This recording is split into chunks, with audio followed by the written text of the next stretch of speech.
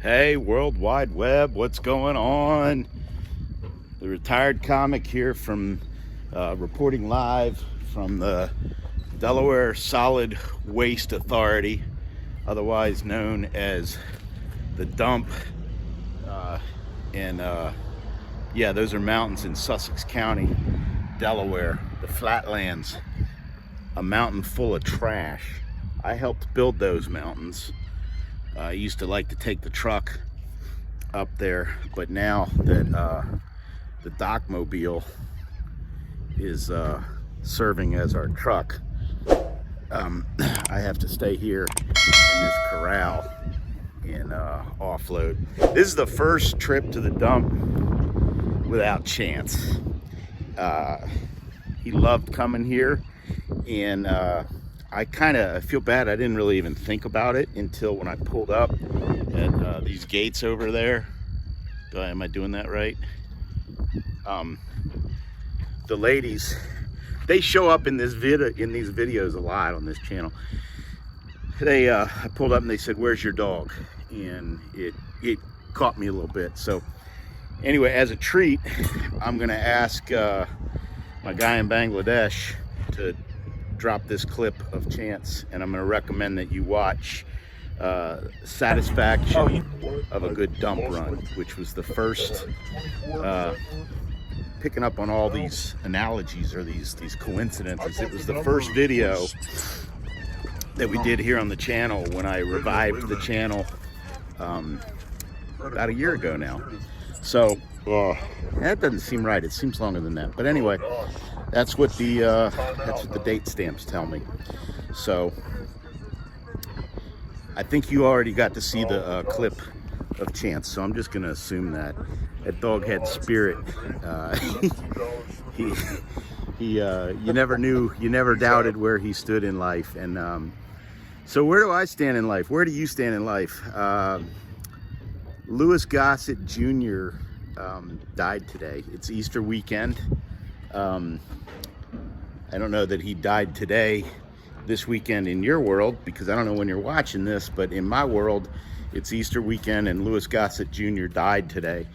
And of course, he was famous for a ton of things, but he was probably most notably the drill sergeant Gunny in what was it?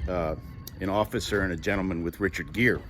So, but what he also was a man. He was a regular old man with a life, ups and downs, and he happened to be born in May of 1936, the same time my dad was born.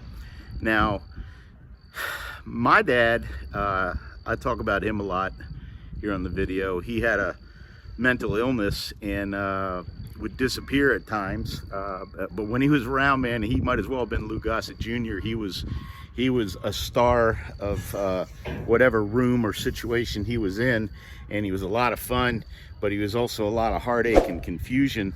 So anyway, my dad and Louis Gossett Jr. were born about 8 days apart, and Louis Gossett Jr. just passed away at 86, almost 87, no, 87, almost 88, and my dad passed away at 67 in 2003. So if I was going to be negative, part of me wants to be, that's 19 years of my dad that I lost in comparison to Louis Gossett Jr. And you know, I'm worried about men. I talk about this all the time, and I'm particularly worried about men in the stages of their careers where I am. Like, I've been thinking, should I retire? I'm the retired comic already, but you know, as you know, I still work. I do a lot of stuff in personal health, wellness programs, and yet I'm not following the advice. I'm way overweight.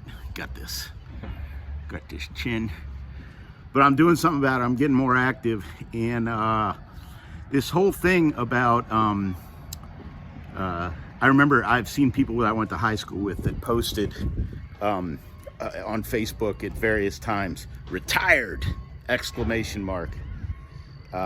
Look at my Facebook, because today, after I'm done here, I'm gonna post activated. I'm not a wealthy man, but I could probably retire.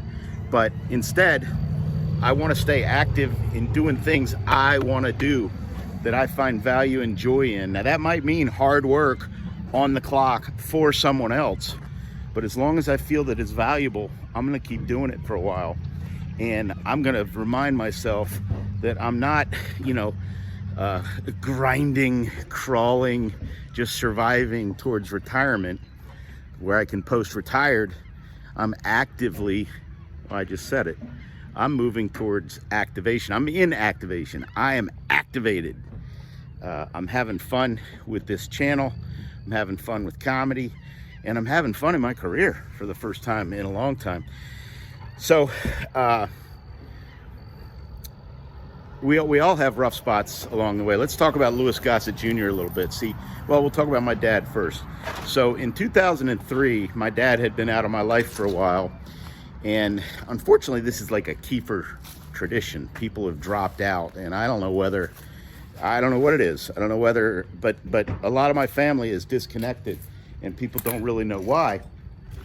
I got a phone call that I don't want anybody to ever get. My dad was on his deathbed, and the doctor said, should we do anything or just let him go? And I said, my sisters and I have talked about this, and even my father and I have talked about this, and let him go. Because I had found out he was sick, and I went to sort of, mend the fence, so to speak, and my sisters went there as well. So then the doctor said to me, this is a curable cancer. This is a treatable cancer. And then I said, yeah, but my dad is too far gone. You can treat the cancer, but you can't treat my dad. We believe that, and I think even you believe that. Being in the health profession, I know you're honor bound to tell me that, and I appreciate it. He goes, you're right, and I honor your decision, and thank you for making this easier on me. That's what the doctor said to me about 1 o'clock, 1:30 in the morning, back in 2001. 2003, when my dad passed away. So let's parallel that to, I know my dad, life didn't end up the way he wanted it to, and he kind of gave up. And I talk about how I don't see men at these things, and I don't know, it's tough at a certain age to still feel you're vital, and but you are. There's always a second chapter. Let's go back and talk about Louis Gossett Jr. for a minute. I got notes here, so forgive me, but in 2001, Louis Gossett Jr. was given 6 months to live. They kind of messed that up. He went 23 more years. So if they were right, Louis Gossett Jr. would have passed away before my dad. So, but he persevered on and kept on going. In 2010, he was diagnosed with prostate cancer. And in 2020, he got COVID.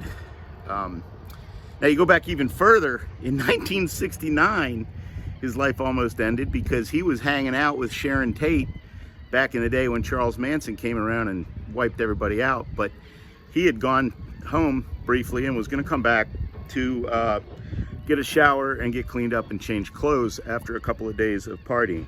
So I don't know any of this without Wikipedia, so don't trust me. I don't know that you should trust Wikipedia either, but that's the source of this information. And the point I'll make here is that I say this one all the time: comparison is the thief of joy, but perspective is a gift of awareness. Where you are in your life compared to others is not a competitive thing. It's a kind of a wake-up thing. And we're always in transition. We've always got challenges.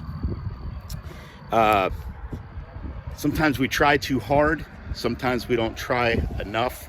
Sometimes we think things are the worst. These thoughts, personalized, taking responsibility for things that you didn't do, or catastrophizing, thinking things are the worst, they're cognitive distortions. And I'm going to talk a little bit more about them here in this video. But in the meantime, I'm going to talk about me, which is actually talking about you, and men in particular, along the way. So I don't know whether I'm a retired comic or a burgeoning storyteller, But I do know this. I'm Lon Kiefer. I'm at the dump, one of my favorite places in the world. I'm without my dog, Chance, but I'm in transition towards being activated. Come along with me. Let humor work.